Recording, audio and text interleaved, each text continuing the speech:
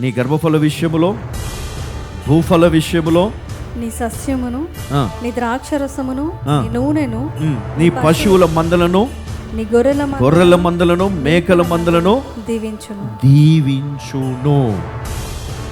అంటే ఇప్పుడు నీవు నీ ఉద్యోగములో నీకు వచ్చే రాబడిలో నువ్వేం చూస్తా ఉన్నావు? ఈరోజు నష్టం చూస్తావు.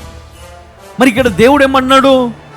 నేను దీవిస్తానన్నాడు. అంటే నీ పశువులను, మేకల మందలను, గొర్రెల మందలను, నీ గర్భఫలమును, నీ భూఫలమును నేను ఆశీర్వదిస్తాను, దీవిస్తాను అంటున్నాడు.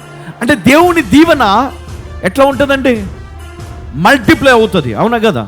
దేవుడు ఆశీర్వదిస్తే నీ శత్రువు ఏం చేయలేడు. దేవుడు దీవిస్తే నీకు వచ్చే వ్యాధి నిన్నేమి చేయదు. దేవుని దీవెన ఉంటే రాబోయే కాలంలో కూడా ఆ కుటుంబంలో ఏ కరువు రాదు కదా. యోసేపు జీవితంలో చూసాం కదా, దేవుడు దీవిస్తే ఎట్లుంటుంది దీవెన. దేవుడు దీవిస్తే కరువు చూడవును, ఇంకా భయం అనేది నీకు ఉండదు.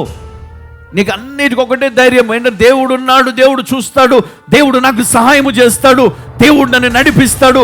నా బాధ నుండి, నా కరువు నుండి, లేమి నుండి, దరిద్రము నుండి, రోగము నుండి, ఇదిగో ఈ చీకటి శక్తుల నుండి, మంత్రక్రియల నుండి, ఇదిగో ఈ యొక్క శాపము నుండి దేవుడు నన్ను విడిపిస్తాడు అన్న ధైర్యము, విశ్వాసము, నిరీక్షణ నీకు ఉంటే తప్పకుండా దేవుడు నిన్ను విడిపిస్తాడు. హల్లెలూయా.